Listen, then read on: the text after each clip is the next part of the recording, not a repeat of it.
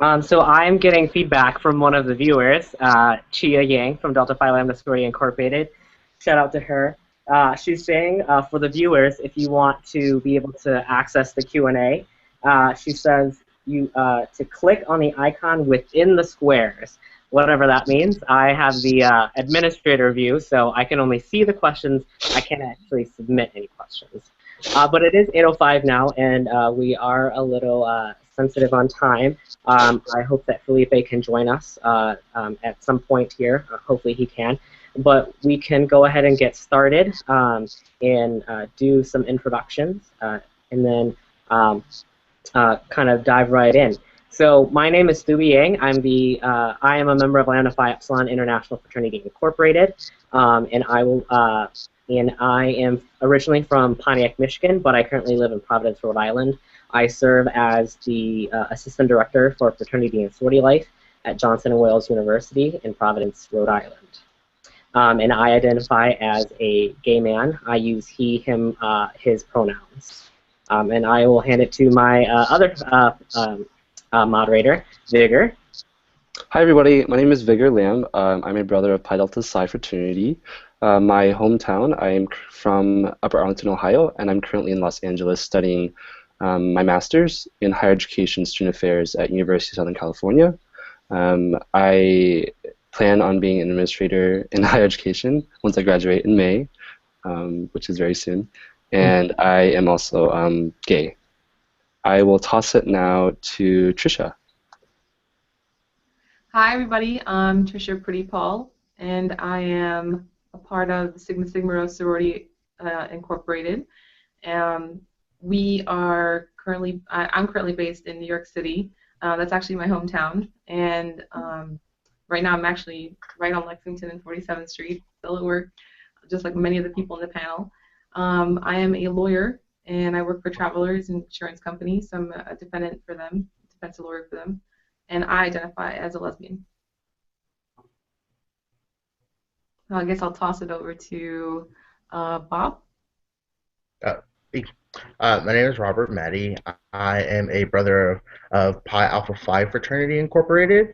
I am a billing and marketing or specialist or professional for a pharmaceutical company now, and I'm from Albemarle, North Carolina, but now I live in Charlotte, North Carolina, and identify as gay. So I guess we're going to round it out with Mai. Hi, I'm Nguyen. I'm a sister of Alpha Phi Gamma Sorority Incorporated. I'm currently residing in Sacramento, California. I currently work as a program advisor in the Office of Student Organizations and Leadership at Sacramento State, and I identify as a woman, bisexual, and preferred pronouns of she, her. And I just got word from Phillipe. He is setting up, so he will be here very soon. So I think just to start off the conversation, I think we want to set some ground rules in terms of where the expectations are of the conversation, and just really explaining those identities a little bit first before we dive into questions. Sure. So obviously some of the ground rules that we have are to first and foremost, be open-minded. Clearly, we are, trying to provide perspective and, share our stories, our narratives, to be able to have a healthy conversation and discussion. So we ask that everyone have an open mind to what it is that we are talking about and what we are sharing. In addition, I think for our panelists and for our audience members out there, that we are talking. We are reminded that we as panelists and as moderators are talking from personal experiences and not on behalf of our organizations. I think that all of our organizations, differ from chapter to chapter, and have different non-discrimination policies and things like that. But the intent of this is for us to share our own individual stories and not speak on behalf of our organization. Next, I think we encourage questions. Don't be afraid to ask anything. I think that we will be talking about some really in-depth things, and we will be sharing some personal stories, as well as using language that many of you may not be familiar with. For those of us in higher ed, we probably know all of the jargon. But if you guys don't know, if all of you don't know or aren't familiar with certain words or vocabulary or phrases, it may be cultural, and we may just be comfortable talking amongst LGBTQ family members. So if you need clarification of some words and things like that, please feel free to shoot us a question in the question box, or actually text one of us, because I'm pretty sure many of our Greek members, our Greek colleagues and brothers and sisters are here on the call. That being said, panelists, do you have any other ground rules that you would like to add?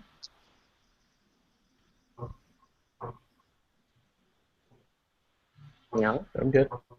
All right.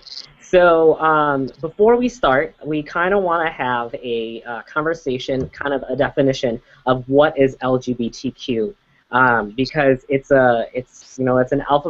alphabet soup, really. Anywhere and everywhere you go, it changes, and people they identify on with different letters, but they also identify with somewhere on the sexual orientation spectrum. But for these purposes, we did choose to use LGBTQ, which stands for lesbian, gay, bisexual, transgender, queer, or questioning. But there are other letters on that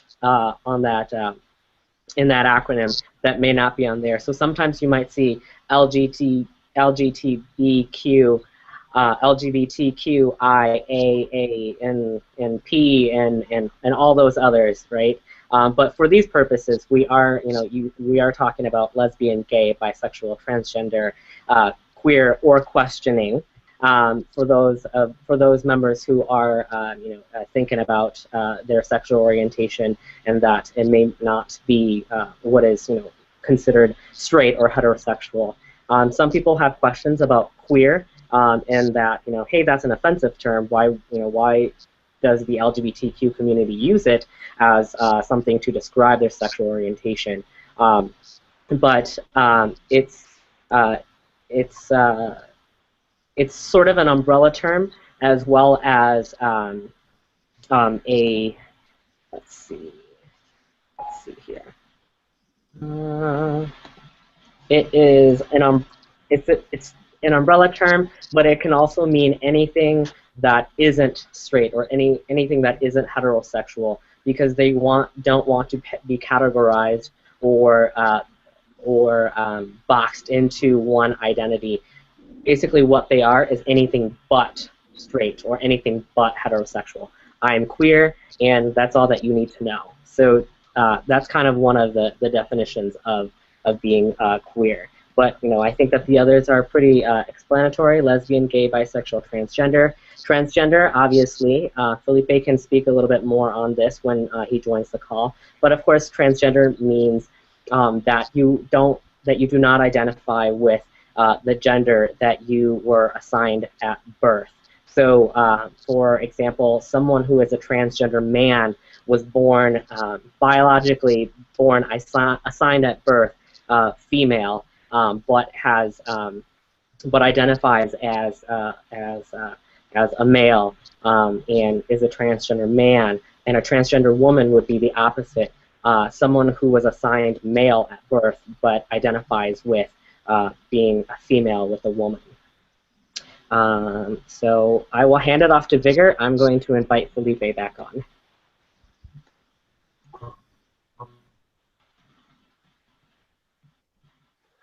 Okay, so I think to start off the conversation, we are going to start off a little light.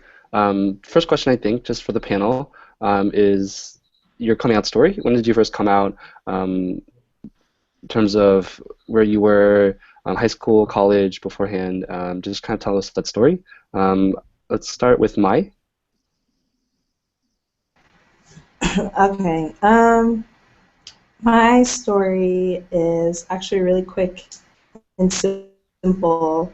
I was in 8th grade at soccer practice, and my best friend and I were very close, and we would joke around all the time. And I guess our goalie one day was just like staring at us and was just like, "Are you two lesbians?" And we kind of laughed. We're like, no, what are you talking about? And then I looked at her. I was like, I don't think so, at least.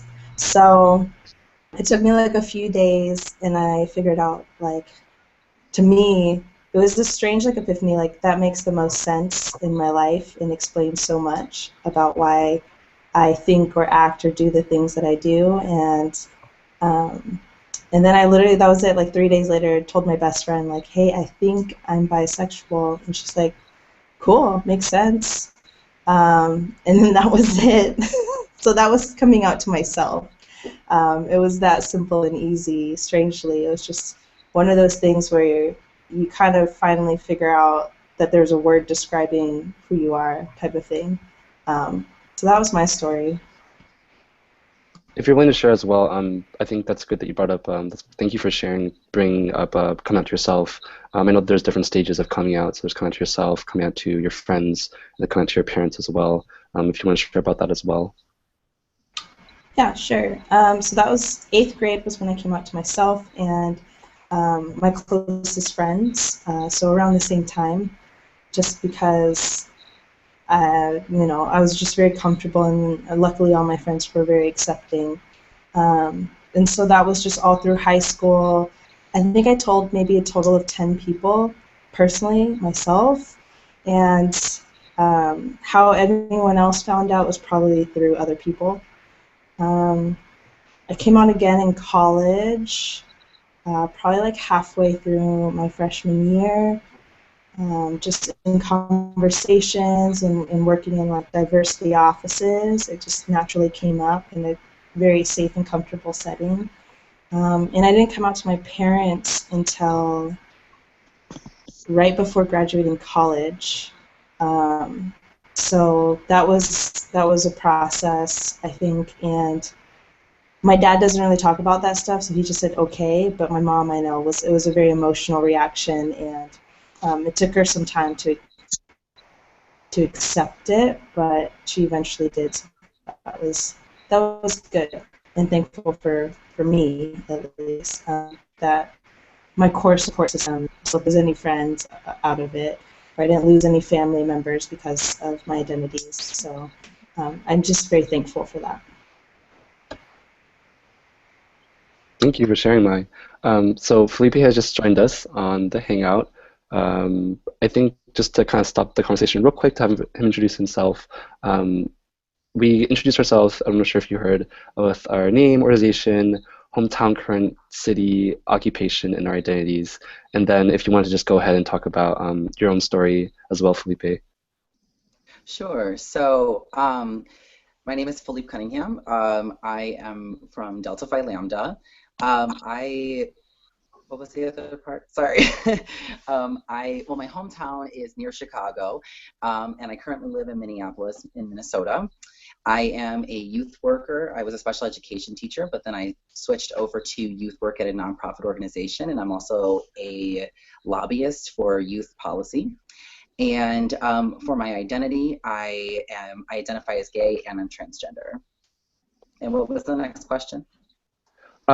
The question was just, the first one was just about your coming out story. Sure. To yourself or to your friend, and to your friends, and then to your parents, if that relates to you. Sure. So often I joke that I can't come out as anything else. So because I came out when I was 17 as bisexual, then came out at 18 as a lesbian, and then kind of was like, still it's not really feeling right. And then at 21 is when I kind of put all the pieces together and was like, wow, I actually think that I'm trans, and I think I'm gay, which was like an interesting combination and kind of caught a lot of people off guard because they didn't realize that those two things could happen at the same time. So I would say that overall, there was like a collective confusion. Here I was in a sorority, and nobody saw it coming, myself sort of included. And in my life, a lot of people kind of had a general moment of like, I don't get this. I need some space. I need to kind of wrap my head around everything. And my parents kind of had like the same feeling. And so I had to spend like the first couple of months after I came out as trans, really kind of living in a solo space, just like really kind of like focusing on myself while everyone else had their collective freak out, and took their time to process it and have their feelings about it. And eventually, slowly, it started coming back together when people realized that I wasn't crazy and it wasn't a phase and it wasn't going away. And then the beard started. And so it was like, oh, okay, we have to just kind of accept this is what's happening. And my parents now are super supportive. You know, in my hometown, I'm from a really small town in like the middle of the cornfields of Illinois. And my parents now, when people say she, they're like he, and like they immediately correct them. And they, like if somebody calls me by my birth name, they'll correct them and say, no, it's Phillipe. And that means a lot to me, figuring how far we've come in the past 4.5 years. So. Well, I must say, you have an awesome beard, better than mine. So. Thank you. It's my pride and joy. Yeah, I can't get anything. I get some scruff, but yeah, thank you for sharing, Phillipe. And I'm sorry I pronounced your name wrong. Everyone does that. But I know what it means to grow up in the cornfields. I mean, I didn't grow up in the cornfields, but I'm from Ohio, so I know what that feels. The struggle is real. The struggle is very real. Thank you for sharing. So I will toss it to Rob now, and then finally with Tricia. Okay, so my coming out story is probably not the best one. You know, it was in high school. You know, as you guys say, growing up in the cornfields, I too was also from I live 45 minutes outside of Charlotte, and those 45 minutes is a major difference between the city and the country. And you know, being from the country, a little people are not as accepting. So yeah, I was in high school, and you know, I just had different thoughts. You know, I didn't think like other people did, and you know, my friends would ask me, "Ooh, doesn't that girl look hot?" I'm like, "Oh, she's cute," but you don't get the regular. So you know, then I started having feeling other things, and you know, that's when I realized it. But when I finally just, you know, I went into kind of like a dark place because I didn't know what was happening. And finally, I was probably 17. You know, I wasn't a great teenager. You know, I was, honestly, I was running away, going to Charlotte, you know, just trying to get away from the world. And then finally, I admitted it to myself and I was gay. And, you know, it was kind of like a light just went off, and you know, my world finally connected. So when the first time I really like said it to myself, you know, it was with a conversation with my parents, and we were just having an argument, and you know, finally I just said it out loud, you know. And after I said out loud, you know, our family, you know, I'm for a traditional Laotian family, and you know, they definitely had a hard time dealing with it. And you know, I completely understand. You know, even now we still have kind of like a disconnect. But you know, once I said it and I really understood it and really embraced it, my world definitely got much brighter.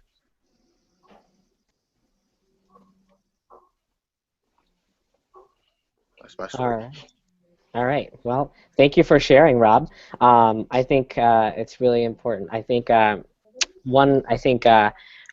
we can move on to Tricia, to your story of coming out. But I kind of want to just you know, challenge everyone to also think about a question that I think we all continually get is, so when did you first know? You know, I think that's a question that we all get, right? So I mean, I think Tricia, maybe you can start off with that. But you know, I get that question all the time, not of when I first came out, but when did I actually know, right, that I wasn't straight? Thank you. I actually was going to start off with that, so it's good that you segued. I actually found I realized that I was a lesbian probably really early on, when I first really entered puberty. I guess I was about 11, and it was pretty scary. But I also was very focused as a student, as a kid, because my family is Guyanese, so we're West Indian, and we're from South America, but we're West Indian, and I'm also Hindu, so I have like this very strong tie to success and obviously academia and all that. So they never really allowed us to think about relationships, and it really was like permission. Can I please think about a relationship after I get this grade back on my test? That kind of thing. Um, so that didn't really happen until I was pretty much in college, when I had more freedom really to think about what I wanted. And by that time I was about 18 or 19. That's when I kind of realized this isn't going away, it's happening. And I kept it a secret for a long time. I went through pledging, a New Member Education, and I was in a sorority, my sorority Sigma Sigma Rho, and they never knew, for a long time. And our sorority was very small, so we all knew everybody. And they were very, very close to me, and I was very close to them.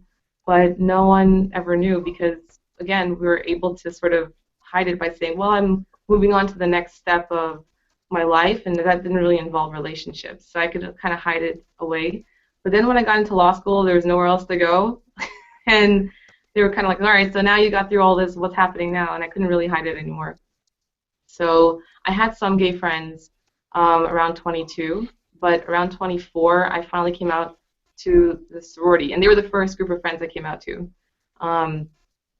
There was like a small group that I always like hung out with throughout my years in college, and they were immediately very accepting. I mean, one of them knew immediately. She's like, yeah, duh, you have never had a boyfriend, and then the rest of them were kind of like epiphany moments of, no wonder, because you've never had a boyfriend.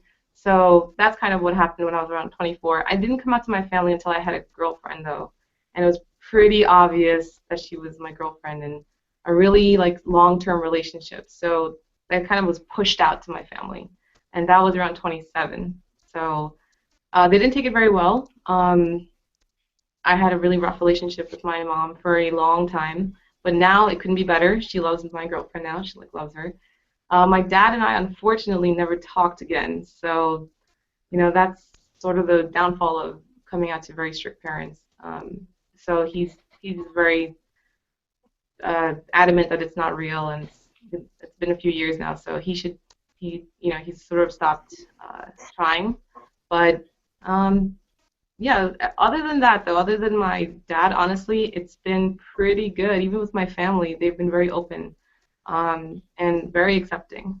And my sorority could not be better because I'm on the board, and I never really talked about myself as much. And then all of a sudden, everybody's interested in knowing so much about me. So it's kind of an interesting segue into the evolution of my sorority and the way that we deal with students who are now becoming sisters who are also coming out, or at least questioning things, or wants to know what's going on with their friends. That's a lot of what we get too. So it's really, really interesting. So that's my evolution of coming out.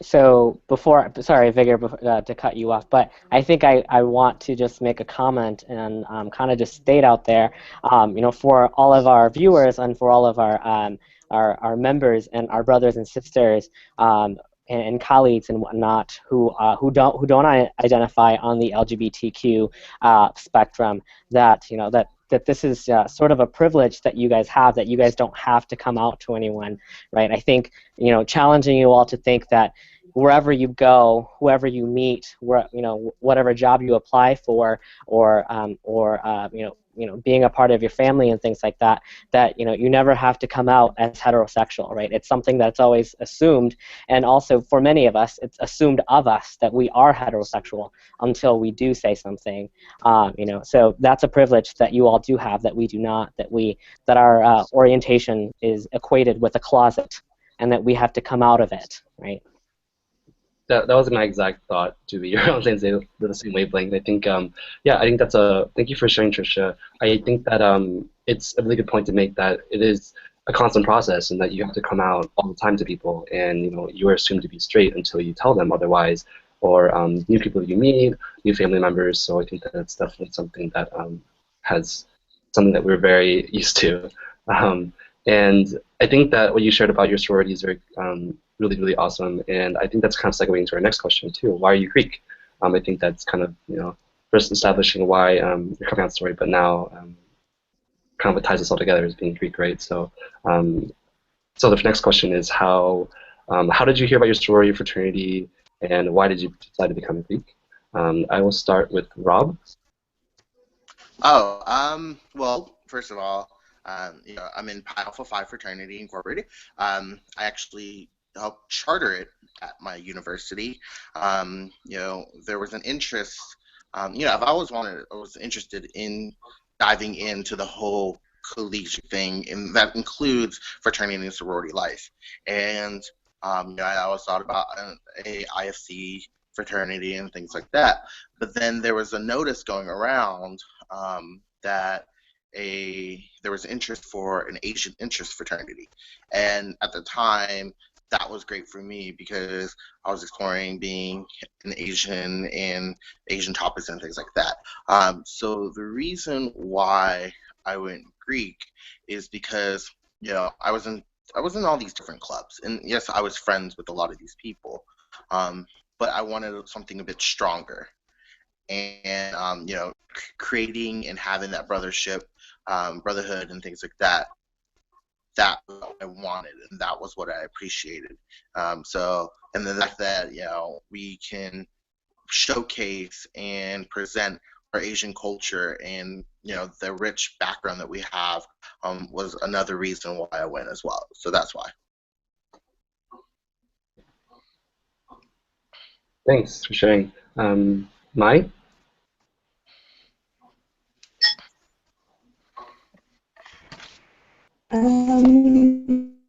Excuse me.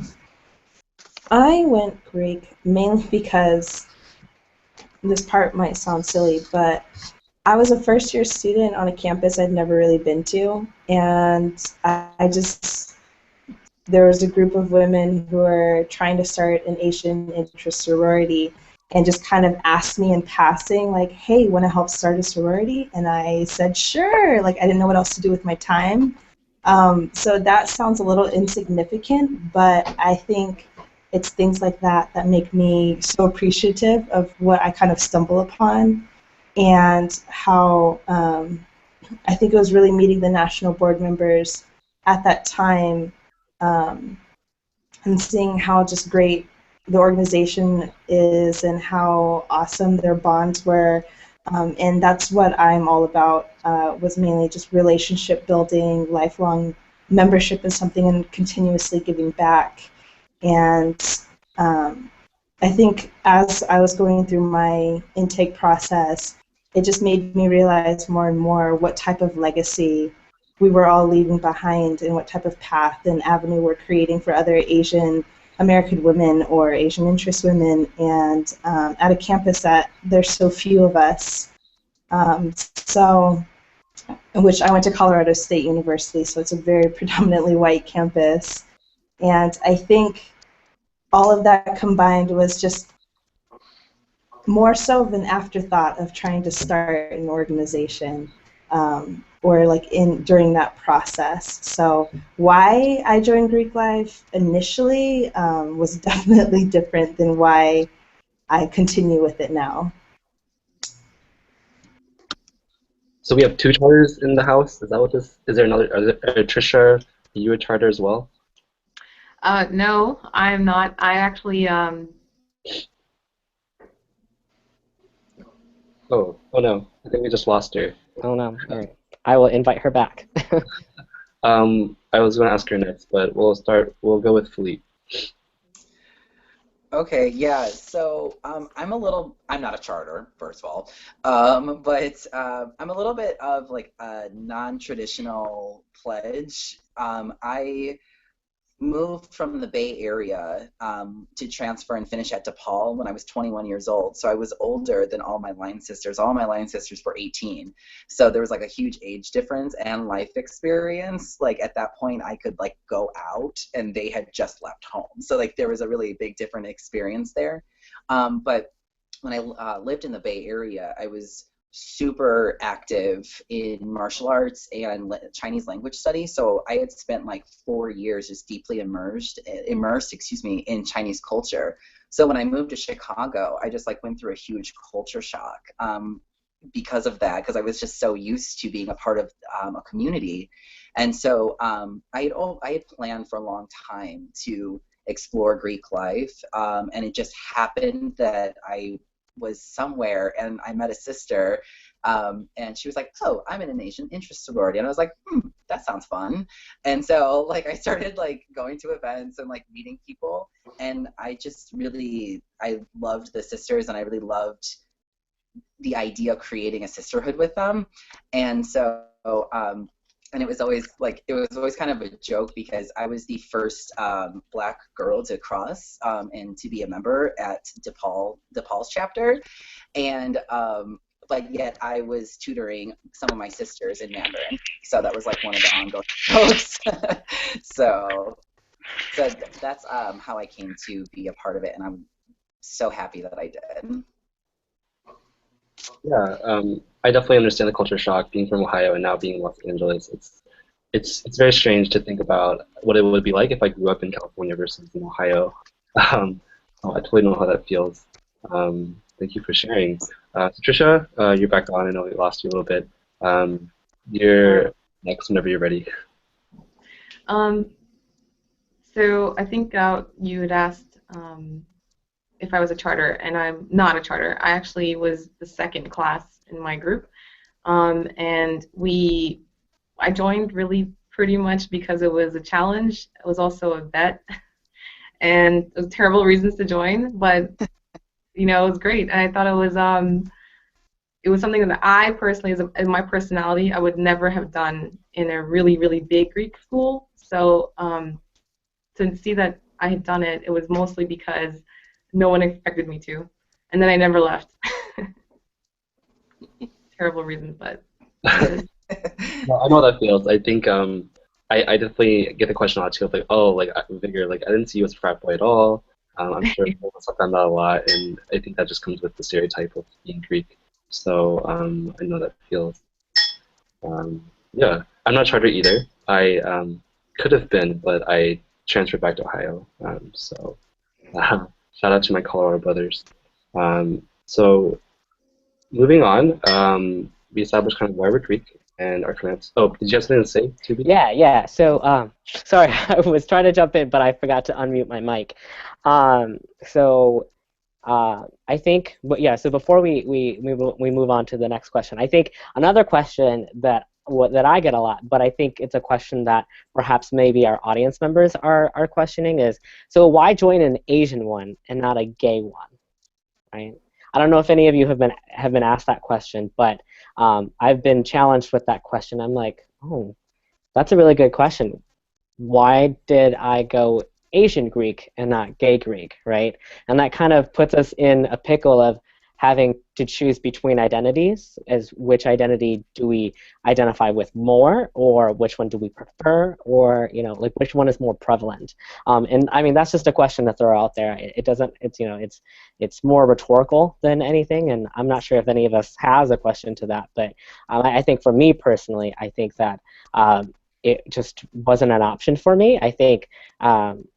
Like it wasn't even a question. I wanted to be a Lambda, and I had the opportunity, so I went for it. I don't even think I even considered the opportunity of joining a gay fraternity. Yeah, that's definitely a good point to add to. But I think it kind of makes us kind of choose in a way, right? Because we have different identities, but being Asian American or being a minority race. And also being LGBT, right? You kind of have to choose between the two. There isn't like a Asian gay LGBT fraternity or sorority out there that I know of. So that's a very good point. I know that Ohio State actually just got an a gay fraternity right as I left and graduated. So yeah. Any others have experiences about Toubee's point about gay LGBT fraternities or sororities? I have something. Go for it. So I don't get asked that.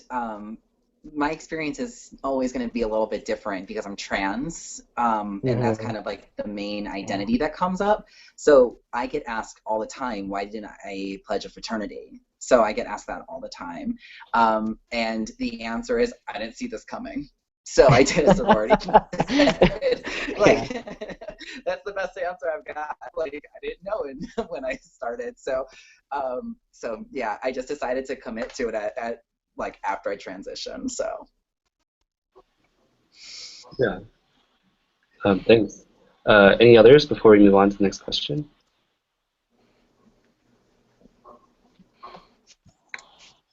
Okay, so the next question that we had was, what was your experience like as an out member, coming out, if you came out during the member education process, or coming out to your chapter during chapter, which was my story, or just coming out to your fraternity or sorority, if at all. I'm guessing you did. So let's start with Phillipe. sure. So I came out to my line during the process in terms of being queer. And there was kind of a little bit of a shock because they didn't like know. And like I said, many of them were so young that like I most likely was like the first queer person that they had met. And so there wasn't like a positive reaction originally, and there was a lot of processing that happened in order to kind of find a space of comfort.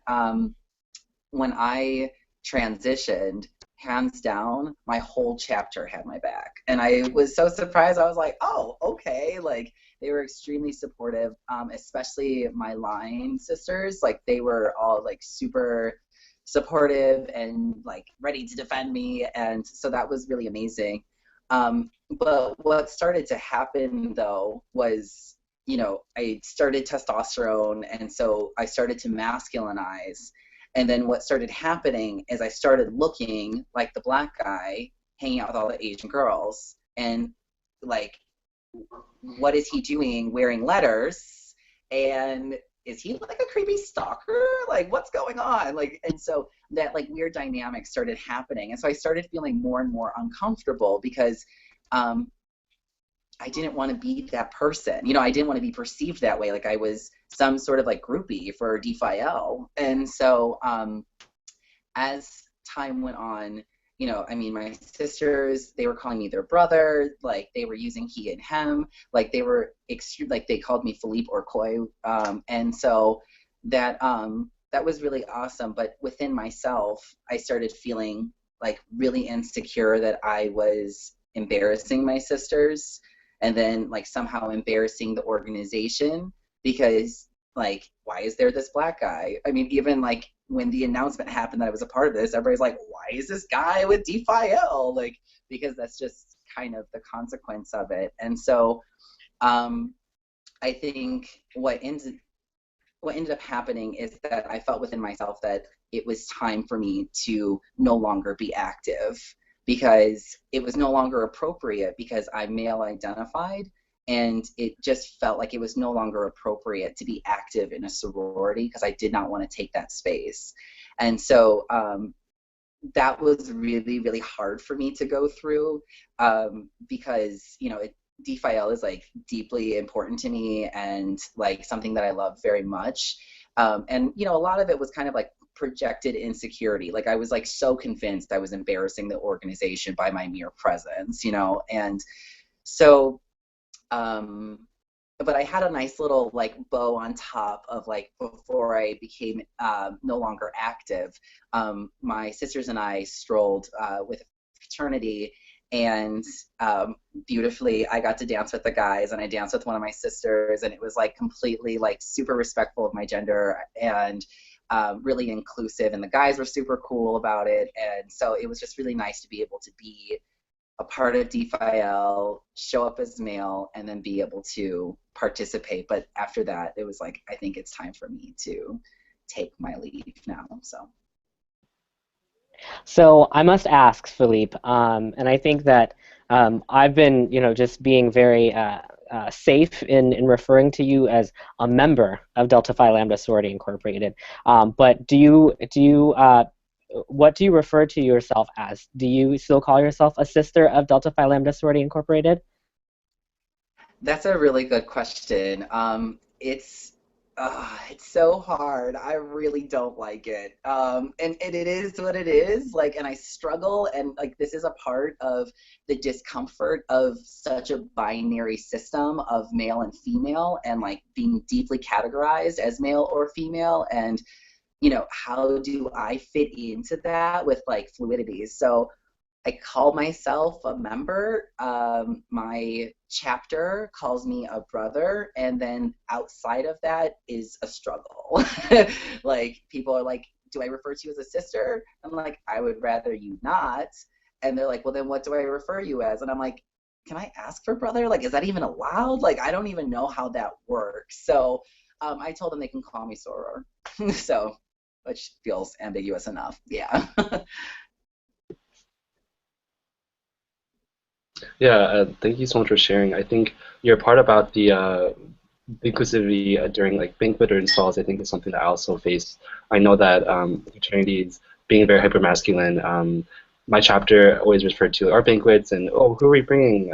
Which girl are you bringing? And so for me, it was interesting because I was like, I'm not bringing a girl, so I definitely understand that. Next, let's go with Tricia. I'm sorry, I forgot the question already. Because you were talking to Phillipe, right, about being trans. Yeah. So the question is just, what was your experience like as an out member as you came out? It was great because by that time I was already I was already alum, really. So coming out was actually more of a struggle to my fellow alumni than to the younger sisters in the organization, because by the time they all found out, I was pretty much a leader. So their leader is a lesbian. They're not really going to say too much to my face, or really, they just accept it because I'm a voice of leadership there. But it's actually the older sisters that I struggled with, because they were my leaders, and I was really afraid of what they would think of me. It took me a long time after I initially came out to my peers to sort of tell my sorority sisters, who were my founders especially, and because, again, with the same ideas of what Phillipe was talking about, I don't want to come across as being a part of something that I'm not really representing what they stand for. So I wasn't sure if that's, especially for a South Asian values kind of thing, if that was really what I was doing by coming out. Was I just going against all their values? And I had to tell you, like, initially, I think a lot of that has to do with some of the vernacular that younger people use when they are being young. I mean, they'll say things like, they'll make fun of people saying that's so gay and this is ridiculous and there are no lesbians in our organization and things like that. But it is very much something that young people do, and they don't realize what they're saying. And then I realized that myself as I got older, that my founders and my older sisters, they just... Oh no. Okay, we lost Trish again. I was going to respond to her. I think that while we wait for her to come back on is also, I think, what she was talking about with the values and traditions of the fraternity sorority. I think that it is definitely very rooted in our culture, right, and our spirituality, or with Asian or South Asian culture. I think that there's a lot of different value systems that don't really align with LGBTQ identity. So I think that's something that she brought up. I definitely resonated with as well. I guess while we wait for her. Oh, okay, there she is. I'm sorry, my phone keeps overheating. No worries. Phone. But my main point is that the older sisters, when I told them, they were so excited. They were like, okay, well, I want you to be yourself, and they were really upset that I could ever think that I could have been uncomfortable because of something that they thought. Does that make sense? I mean, they were like really upset that I could have ever felt so outside of the circle, and all they wanted to do is sort of make me feel better about everything. I mean, they started inviting me, my +1 now, And I think that was what really made me feel great, is that they had started saying, okay, you have to bring your plus one, and they knew who it was, and it was pretty cool, you know. That's kind of what, it's like weddings and baby showers and things like that, and that's sort of where I knew that everybody was kind of like okay with all of it. Yeah, definitely. It, shoot, I had a thought and I totally forgot. um, oh no. Okay. Did you have anything, Toubee? Before we move to Rob?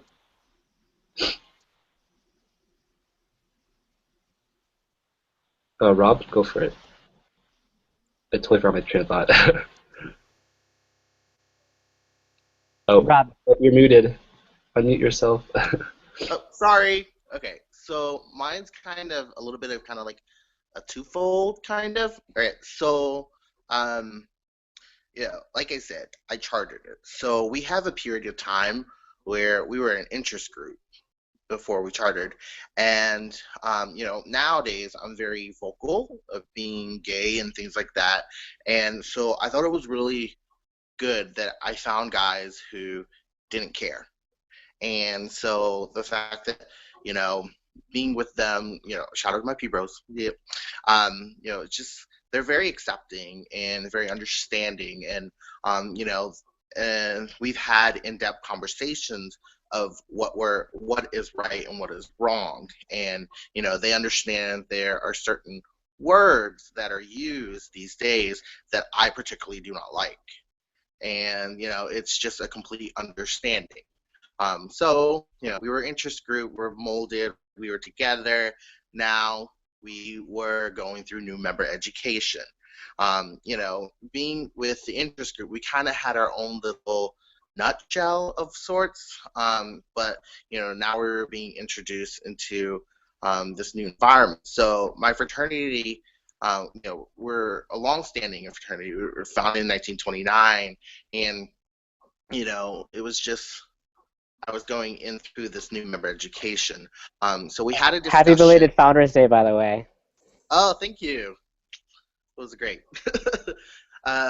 And so, before we started, we had a discussion, and and because we're basically going into this new territory, these new people who don't know who I am. So, going through the process, people started finding out, and it was very exciting and very heartfelt that basically I had dreamt up this whole complete nightmare that they're not going to like it, and they're just going to hate it. But to my complete pleasure, it was very different. People found out, and they were okay with it. They were understanding. Yes, and yes, there has been some hiccups. I'm in a state where there are 3 chapters, and one of the chapters, they would use words incorrectly. But I'm so proud of them. Now they don't, like they expected me to be super angry and super hateful, like if they said that's so gay or things like that. But nowadays that chapter is much more educated and much more accepting, and they watch what they say and things like that, and I'm very proud to help be part of that education and contribution. And so now it's very great because so many people are accepting. Now keep in mind, just because so many people are accepting, there has been other things like that. I did have a brother go to the side and tell me, I don't agree with what you're doing, and being gay and things like that, but it doesn't mean that I don't love you. And to me, that is a compromise I'm okay with. Not everybody is going to have the same choices as me, and to me, it's not even a choice, but things like that. But the fact that he can look past that and still love me for me, not for my identity, I was completely okay with it, and I'm very proud of PA Phi in North Carolina because of that and how accepting they are.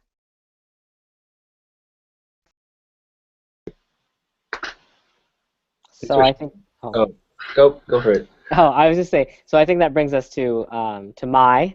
If you want to talk about your experience being out as a sister at Alpha Phi Gamma Sorority Incorporated. Sure. I came out to my line, I think, maybe like a full semester after crossing. And I started with maybe like the line sister. I wouldn't say like I'm very close to all my line sisters, but it was just she happened to be around the same age as me. And we're both like freshmen. We were both started in the organization together. And a lot of my other line sisters were at least like 2, 3, 4, 5 years older than me even. So she just happened to be the closest in age. And I just remember telling her like, and at that time I was dating someone when I came out to her, and I think that's just what prompted me to let them know, was mainly because it actually became relevant in my life, enough for them to like talk about it. And not that they ever, I don't know, they were all very accepting. I was going to say, not that I was ignoring my identities, it's just, it was one of those things that it just never really came up. So I never felt the need to talk about it. And I had told them all, honestly, like, had they asked me, I would be more than happy to tell them my identities. But again, it's just one of those things where you just, if you're not dating someone, if you're not asking about it, if someone doesn't say something to you, it's not something you really talk about all the time, because it's an identity I identify with, but it doesn't make or break my life either necessarily. And yeah, so from that point on, though, it was just, they were just okay, like very accepting. A lot of the other members that I knew from other chapters I guess it didn't phase them either. And I was just thankful as well that we had a national board member at the time who was very much so out, very much so loud and proud. And she subtly outed me during my process, just because I think she figured out, I don't know how she knew. I've never told her, but she's just like, I can figure. And because she was so out and loud and proud, I think for me, coming in, seeing an older member, especially on the national board, it just made me feel that much more comfortable. And I mean, I've never come across any members thus far, still to this day, like 6 years later, that have not been accepting. And if they're not, if they say something about, lesbians or bisexuals or whatever it might be, the most I do is correct them, and I tell them, I identify as a bisexual woman and I don't appreciate it.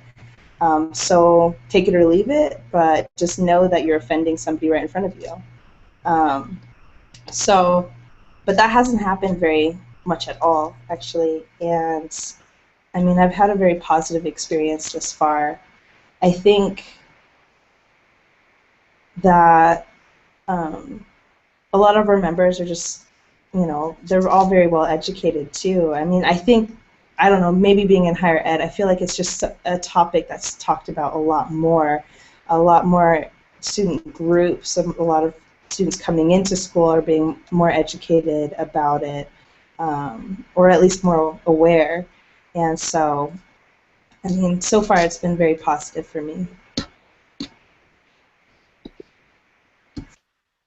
Thanks, everyone, for sharing. I remember my thought on what we had before with Tricia's point on the vernacular. I think that's very important as well. I think most of you, or all of you, kind of brought that up in terms of, I think it is education, right? And I think a lot of the members, maybe our line brothers or line sisters, just don't know. And when they do find out, or we kind of disclose our identity with them, that's kind of, we might be the first person that they come out to, or that we come out to them. And so I think that going from there, it kind of is a shock to the chapter. And I think that's why we're so excited to have this campaign, because it's not common, right? That I think that I've been hearing from other councils as well that this is one of the first initiatives from a national council to have this type of campaign, and I think that it's great that we're having these conversations because we don't have them often, and having this type of panel is definitely a really good opportunity just for us to share those stories and to educate our members as well and our sisters and our brothers. So I just want to remind everyone that we do have a Q&A box. We have one more question prepared. So if you have questions that you want to ask, feel free to go and start asking them. And Toubee will bring them up as we finish our last question. This will kind of be like a free-for-all, I think. We'll kind of just let it go. Did you have something, Toubee? Yes. Oh, wait, hold on. Yes, okay, sorry. I thought I was muted. Gordon actually just asked our last question that we were going to talk about. So shout out to Gordon Wong. Happy belated Founders Day to you. So Gordon asked, well, he says, love you all. Thank you for sharing your experiences and journey. I'm glad you mostly had positive experiences. We still have issues of acceptance with some of our chapters.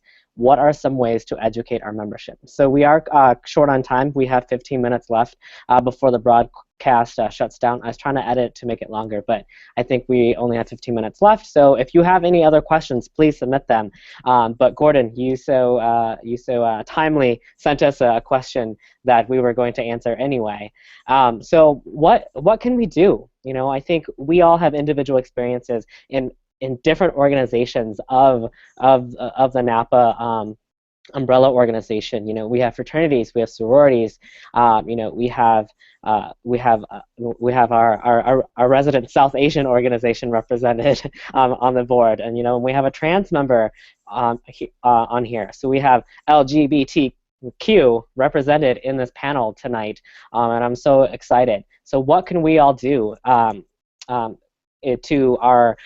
can we recommend to our colleagues, our brothers and sisters, our fellow Greek members to educate our organizations, our current members about, you know, what do we do?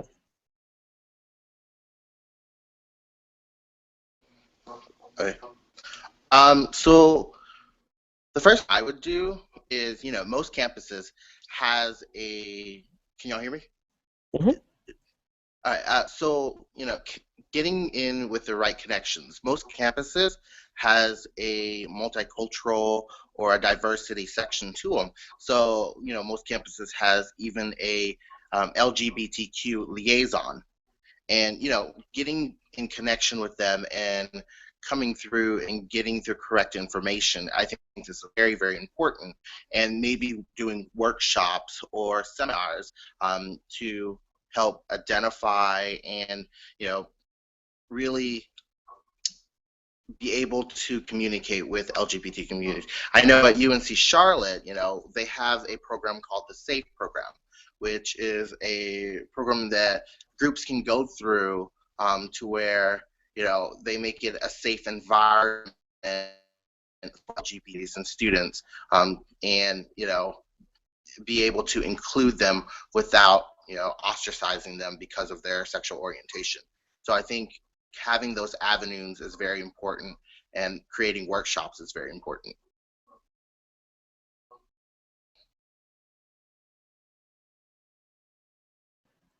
Thank you for sharing your recommendations. Anyone else? I just want to jump in. That actually, like that's something that we had talked about in my sorority in our last convention, but it was in a broader perspective of diversity. So I think that part of our problem was that we didn't, you know, our sorority was becoming so diverse that we didn't know how to, if there would be a problem, or if there were problems, should we preempt that problem by discussing it? And I totally agree with what Rob was saying, that we needed to have workshops about diversity. That's probably the initiatives that we're going to start coming up in this next year or 2 years. But also, you know, it's to have open forums. People need to, especially sisters in my organization, we need to have the ability to voice our problems and the ability to say when they don't like something. So people, you know, in our organization, the girls in our organization, they definitely have to, they are encouraged to tell us when something is wrong, or when they don't like what's going on in a certain area, or when they just have questions. So they put it to this national council if they have these questions.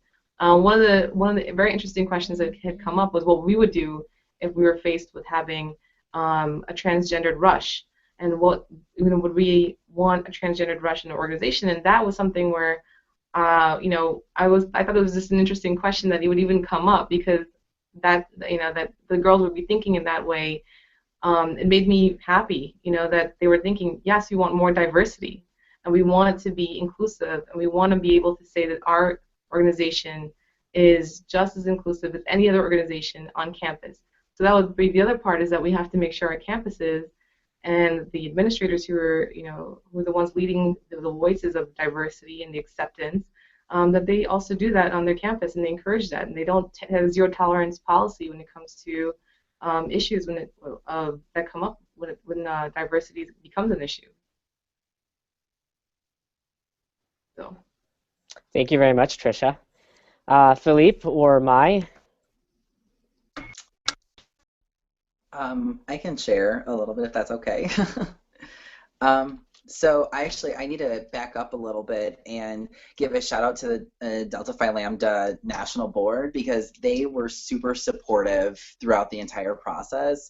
And actually, when I reached out to be like, hey, like I really miss being a part of the org, like, but this is the situation, they were very much so like, you are not an embarrassment to us, like you're a member of this organization. So they were super supportive. So it's like I should give them a shout out real quick.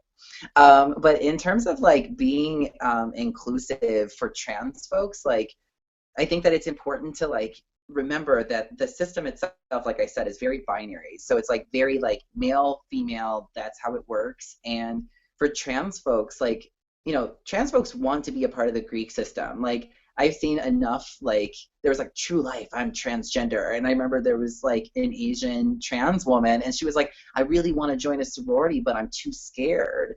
And I think that that's really common, is that there's disease. So it's like, what if I'm rejected because they don't think that I'm male enough or I'm female enough, or like they just reject me. So there's like a lot of fear. In terms of like building a safe space, I think that the bottom line is like having a support system like within the community of like the trans experience. Like it's not easy being in college and being trans. Like it's not easy, especially if you transition while you're in college. It's like your whole world turns upside down, and it's like you really want to be able to, at the end of the day, have a community of people who are supportive. I don't think it's that complicated. Like if a trans woman wants to be in a sorority, like she's a woman, let's do this. But the different experience is that she would need a little bit more of a support system probably because of the experience that goes along with that. So I think that it's about challenging discomfort, like whatever comes up, like why is that coming up, and challenging that. So yeah. My win? My suggestion would have been more so to somehow incorporate the education and what we want to accomplish or represent as an organization within our intake process or new member education process. So even take it a step further. So not only do we represent something when we're recruiting these individuals, but we're also teaching the values that we want to teach and what want our members to represent. And I think that's also probably one of the best ways to, and maybe it's because I'm in the education field, but educate members and to get everyone kind of on the same page, or as close to the same page as possible. So even if they don't understand it's or accept or agree necessarily, it's about awareness and understanding the difference. And I think, at least to me personally, that's the most important thing, is just understanding that there is a difference in individuals and in personalities and lifestyles, and that we can still coexist and function in society together. So Thank you all for sharing. I just want to add a few things. You brought up a really great point that that our organizations can do a better job and set expectations for our new members and our current members, right? And one of those ways is through education, and perhaps it's through our education curriculum. It's through our pledging process, right? Is defining what is a good brother, and what is a good sister, and how can we all create these bonds and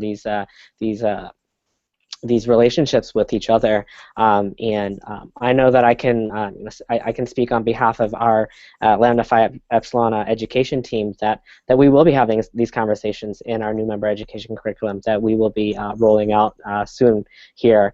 That we want to challenge people to have these conversations about diversity, Asian American culture, and bystander, intervention, and that there's going to be diversity, that you're going to be exposed to this. So what is the expectation, right? And I think one of the biggest things, Gordon, and for all of you who are out there right now, I think it's it's starting that conversation.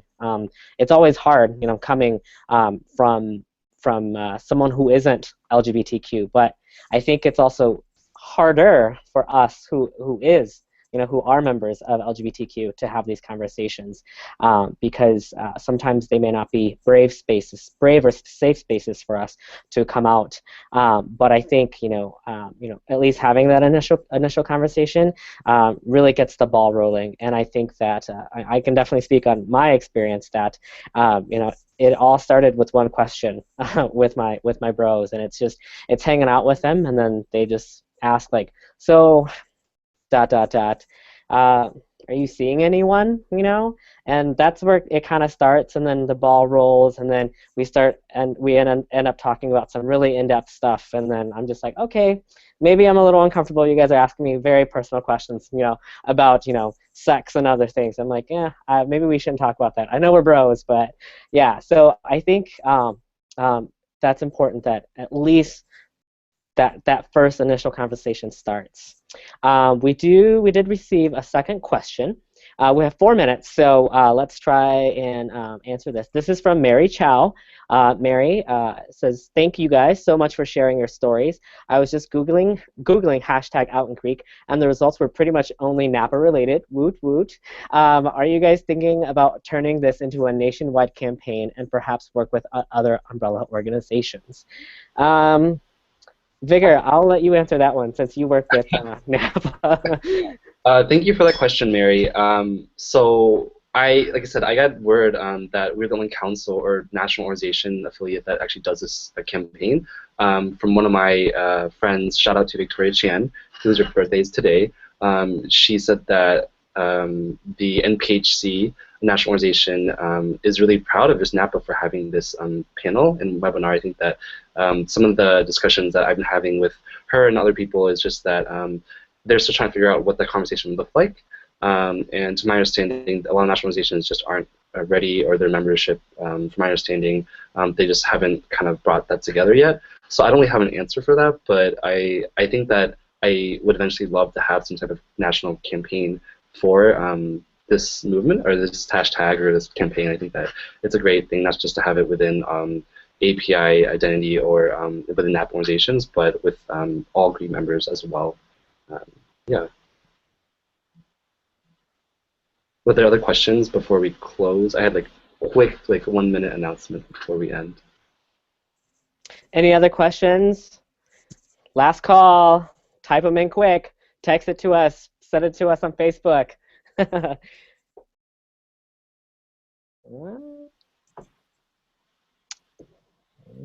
No? Well, you can start off, Vigor, and then if I get any last-minute ones, we can try and answer it real quick. Sure. I think I kind of went off with Mary's question as well. I think that this is definitely one of the first conversations that we're having. NAPA is starting the speaker series, so this is kind of the first webinar panel that we've been having for just the organization. We are planning on having more conversations, not just about being out in Greek, but other selling identities or just conversations as well. So just keep an eye out for all those announcements as we talk more about and share other stories and perspectives, not just with Allen Creek, but with other things as well. And thank you for everyone just for attending. And I think we are going to be posting this on YouTube as well for those that did not make it. All right, so we have under a minute, but Lalita has asked, mental health is at great risk during the questioning process. How can we provide all of our members with relevant resources to support and maintain their health without crossing interpersonal boundaries? I don't know if we have enough time to answer that question. It's so loaded, and it's such a relevant question too. You know, because many of us, you know, going through a coming out process or even questioning, right, it's hard, and it's all. I would always recommend, you know, having a professional. But I mean, we were also young and immature and sometimes dumb in during those times. Oh, I don't want this to end real quick. But this is a question and a conversation that continues. Maybe perhaps we can continue it on the NAPA page and in the comment section of this PR marketing campaign. But with that being said, I just want to thank everyone so much for participating tonight. Thank you to the panelists. We've been working so hard on getting you all on board, finding a time for all of us to meet. Thank you to Vigor, my co-moderator, for you know, designing all of the great graphics and you know, spearheading this initiative with me. To our viewers, thank you for taking an interest and participating and asking all of your great questions. But like I said, the conversation doesn't stop here. Maybe perhaps in the future we'll have a follow-up one if and when we find another time in our busy schedules to have another webinar. But thank you all so much. Have a wonderful evening and look forward to more NAPA speaker series. Mwah. Hi, everybody. Does it just stop? Like, how does